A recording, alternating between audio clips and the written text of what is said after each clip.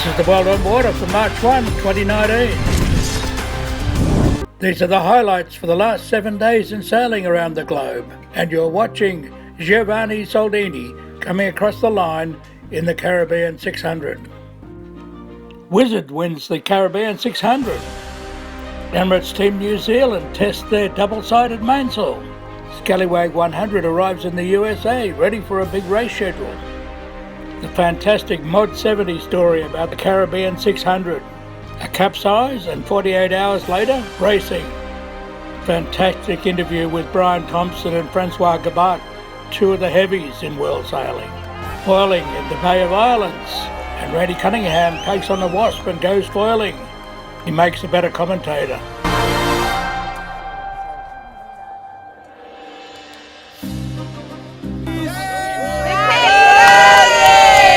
And now here's the RORC Caribbean 600.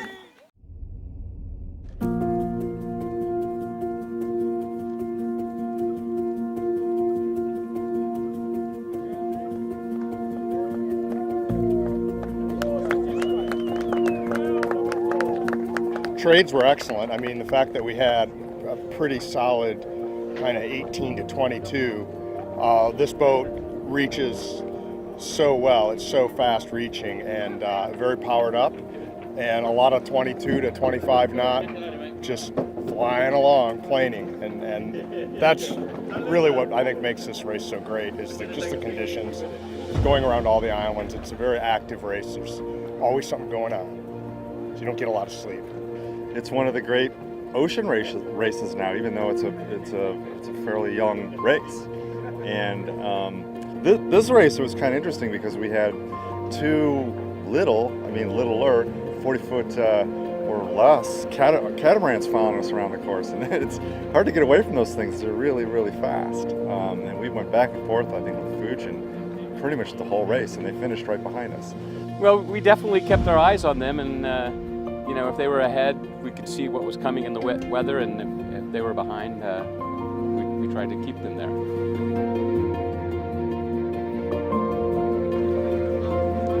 I wasn't on the boat last year, but we've all heard the stories, and nobody talked about it. Finally, we're coming into the corner exactly where it all happened, and the on watch, 4 on, 4 off, and I'm floating.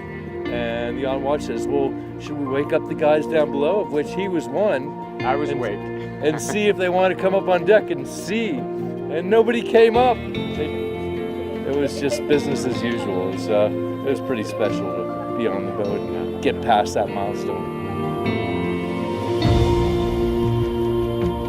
I was basically just trying to block out a year ago. Yeah, it was a little emotional recalling last year, which was pretty traumatic. But yeah, it was great. Conditions were much better this time. It was much easier, no real issues. So we just had fun.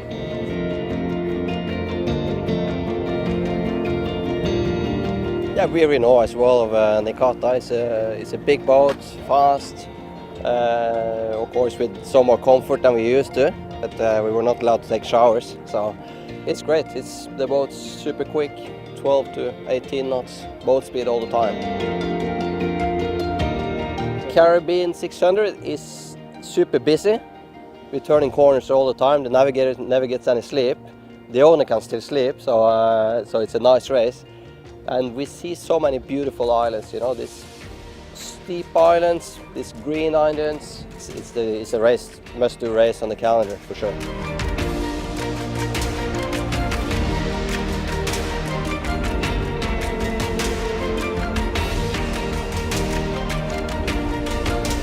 It is pretty interesting to start and finish in the same place and go through literally like every different point of sail that we possibly could see. Pretty fascinating course and a pleasure to actually finish it this year.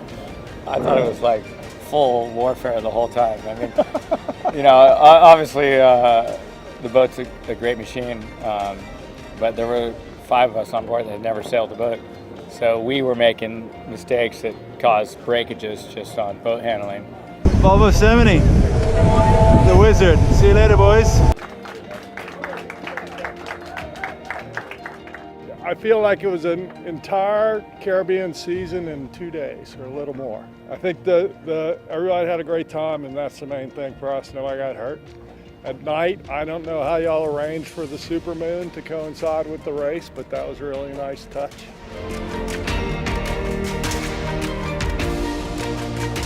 It was very stressing because, as you saw, we were not the quickest on some legs, and the others, they had troubles on others, so it was always one in front of the others. We were battling with Aina and from time to time with Lamotte, who was the first going to Guadeloupe.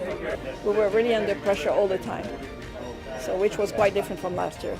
We didn't use the positioning system, so I think that we had them on, on our view, so it was really close. So I'm pretty amazed by the crew that I had.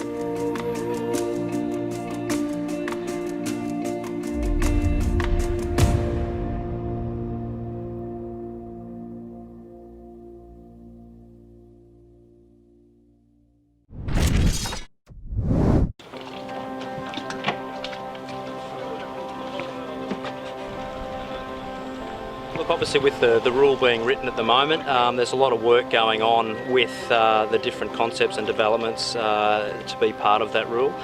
We started off in August with just a piece of paper and some ideas and came up with this. Looking at some new concepts for a mainsail for this boat. Trying to keep a lot of the tradition of mainsail design still in this, but to try and improve the aerodynamics and get a bit more power out of a rig like this. Yeah, the idea is to have a practical solution for an efficient wing that we can that everyone can have it, so we get some trickle down to normal. Pretty similar to the superfoil. Just flapping a bit, right? Pull that on until it stops flapping.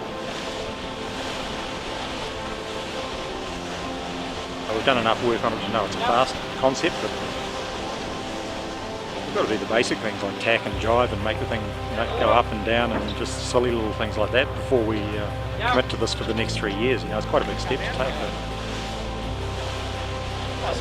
First bloody crack, absolutely. This thing's got quite a big D-section mast that forms the leading edge of the mainsail, and then it's got 2 mainsails coming off the back of the shear web of that. Together that forms quite a nice aerodynamic shape. We've also, you can see up the top, we've got a gantry up the top there with a control arm where we can sort of help support the leech up there and twist her off. 6 or 7 of us working on this for the last 6 months, done a lot of simulation work, but to see it in reality, even at a small scale like this, but a big step today to, in our confidence that this thing's something a bit different and it should be pretty good. And it's certainly a huge step towards that rule finalisation and a big part of the future class in the America's Cup.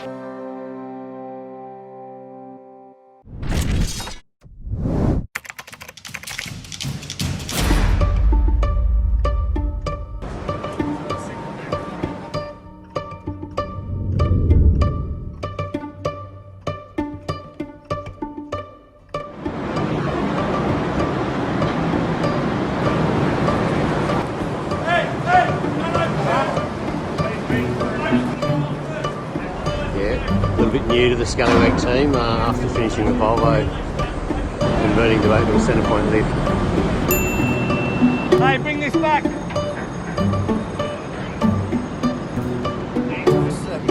gotta go, they gotta move that stern line, they gotta.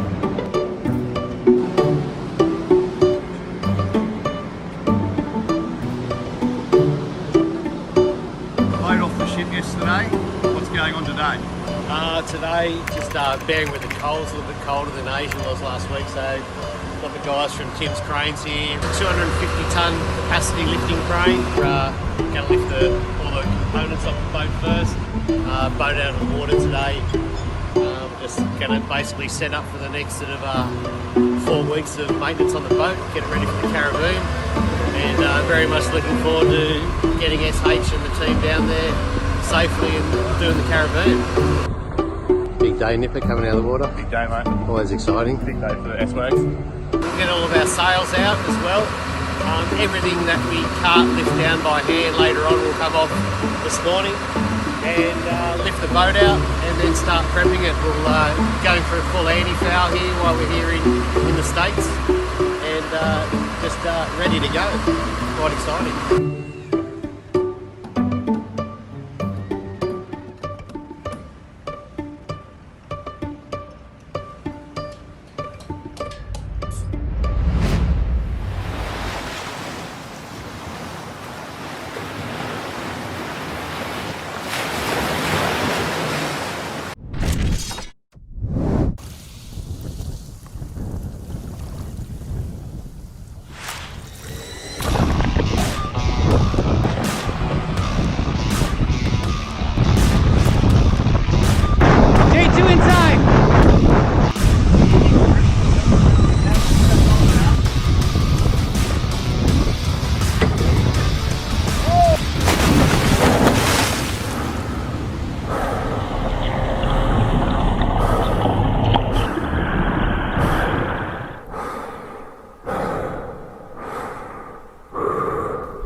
So we was in the back of Argo, and we had still the Gianaker up, but then the wind picked up and it was time to close the wind, so we closed the Gianaker, and then we see them right there capsize. We didn't understand what's happened to them. It was quite some experience. We used Traveller main sheet super fast as the bow went just sort of dipped, but that wasn't enough. I think the foil probably, once you get down to a certain angle, then the foil probably works in reverse and is then sucking you down more. And once the front beam then hits the water, then the rudders come out, so you've lost steerage. So I had quite a long fall, hitting the boom along the way to the water. I ended up pretty far from the boat and had to kind of grab the last piece of rope I could find. So we're happy that we're safe. You know, we're not going to make an irresponsible decision just to race. We're going to go if the boat's safe and close to 100%. So.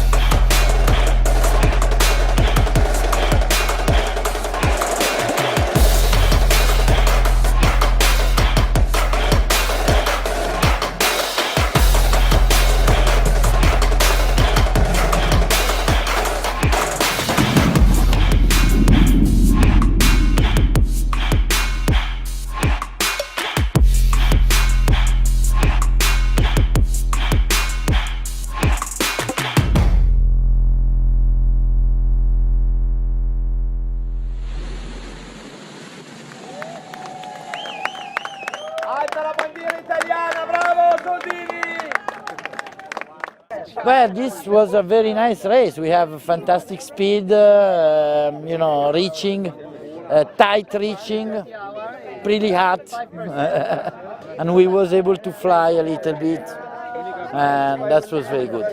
It was a great fight until the last 5 minutes. We were always at least 2 miles away from them. We wanted to get as much leverage as we could after Redondo. They tacked immediately, which I think is what boats typically do, and we headed off toward Montserrat. And I think that surprised them, and so we thought we would get a big split from them, and we got a reasonable sized split, but they tacked and came back to cover us.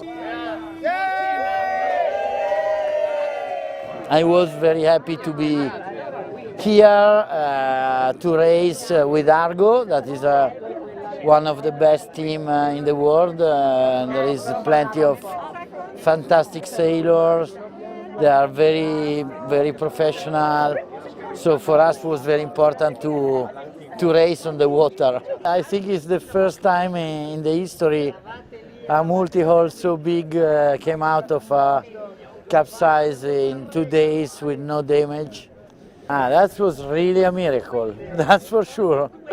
I was amazed we got to the start line, and then it's miraculous that we got to the finish as well. It's really incredible. It's very satisfying when you've planned something, executed it, it's successful. But this is more spontaneous and unpredictable, and very bonding as a team. To say, you know, we went through a capsize together. We went through 48 hours of working non-stop to fix it, and then we went through a race, and no crosswords. So it's a hell of a team on board to be able to pull together and have that sort of human side of it. Honestly, the day before I was thinking, oh, it will never work. I was just, all the team were just focused on trying to make it work, but we were all thinking that it would be just hard, and it was really, I'm really proud of all of this team, all what they did, and I'm thinking that a sailor needs to capsize at least once in his life. I did it. I hope it's just done. We had a lot of help from some awesome other competitors, some of the locals around here, Maurice's Dive Shop, Shannon Poncone, Carlos helped us out. Some of the Arethusa guys came and helped out, and obviously my team worked like 24/7 for all weekend to try and get the boat back together, both sailors and shore crew, Jim and Charlie alike. And you know, we just said, like, let's take it hour by hour. When the sun came up on Monday morning, we were ready to go. It's really good to have someone like Brian on board, because he's listening a lot, I think. He's just trying to ask and get advice, and when he knows something, he just shares it. And always, of course, like in British style, very calm, you know. Whatever is the situation, is just, what do you think? And you just feel confident, and it was a really good sail with Brian. Yeah, because I think you just put more, you know, you have more pressure on your foil, you have more leeway, so if the foil is going up, and I think that maybe more than 60 or 70 degrees. A couple of times I asked him, so how fast would you be going in the old team? And we would be doing 32 knots. He said 40, maybe 45. But he's totally unflappable, and you can see how he does so well in offshore racing, because he's got a huge amount of energy and talent and determination. And of course, a wonderful crew that I just discovered, because I just met them a few days ago, and I just had really good time with them, and it was really good to come. This is an adventure, and this is something I will remember all my life. So this is the 12-year-old kid who decided that opties and lasers and any other bloody slow boat was no good for him. So we are going to catch up to this little kid between races.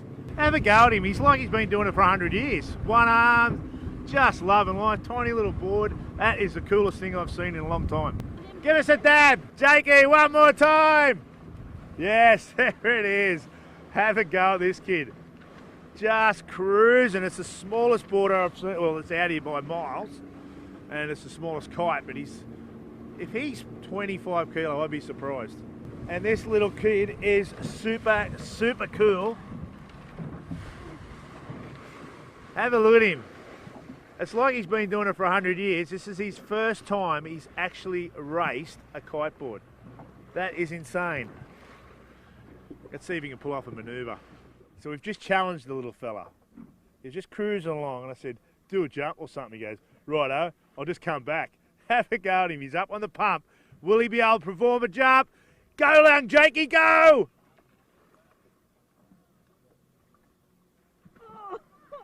Of course he can. You gotta be kidding me. Oh, he's hope his mum is not watching this, because the little fella just said a bugger, I think it was, that he said. He wasn't really impressed with the fact that he stuffed his jump up. but he jumped. He is cool. Right up.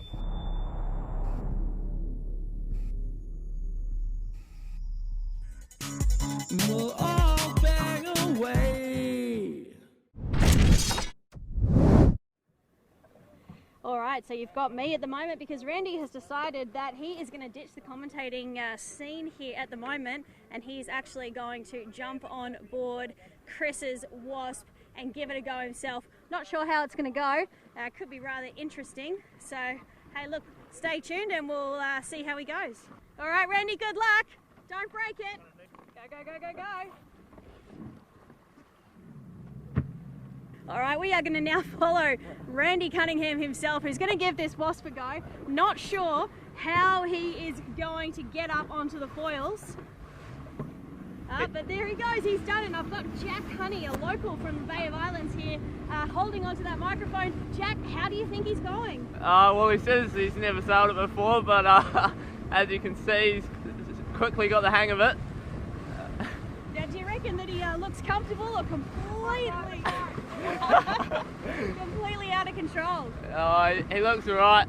I think he's just yelled at the media boat to get out of the way. Can he pull off a foiling tack? That is the question. He looks like he has heaps on at the moment. We'll see what he can do, see if he can pull off a manoeuvre. Well, we're waiting for it.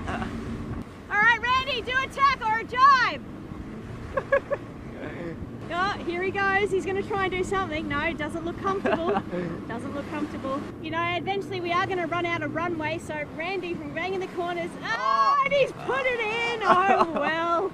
You know what? At least he did it with style. Yeah. He's attempted, and he failed. And the first. Look at that. Nice. The I like the main stance. man himself. But he's going to give it another go. Look, this is a great way to get your boat from one direction to the other. Just put it in the water, climb back on. Nope, he can't even do that. Nice work by Randy Cunningham from banging the corners. He talks about it and he does it. There he goes. He's back up on the foils, heading back to our racecourse area. Jack, I think he's done all right. Not bad, I must say. And look at that. This is his new profile picture. Woo! So you've seen it here first, folks.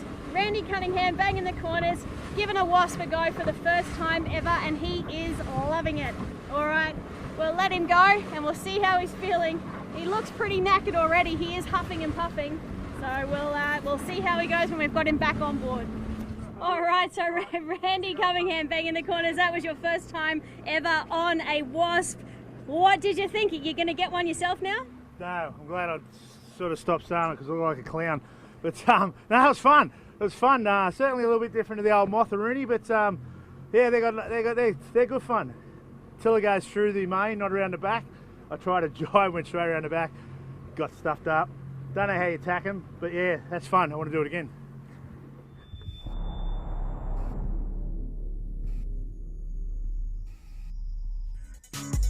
We'll all bang away.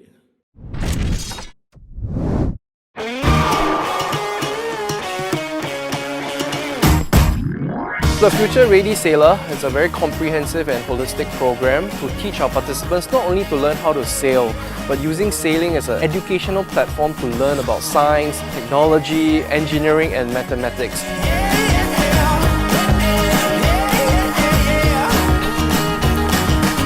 When the boys are together, 2 or 3 in a sailboat, they are in the sea, they know they are on their own on this group. So that is where teach them what teamwork is all about for them. I enjoyed sailing, it's awesome. On the boat we learn about teamwork. We both learn how to tack and communicate with each other. I recommend this program because it's really enjoyable and I really learned a lot.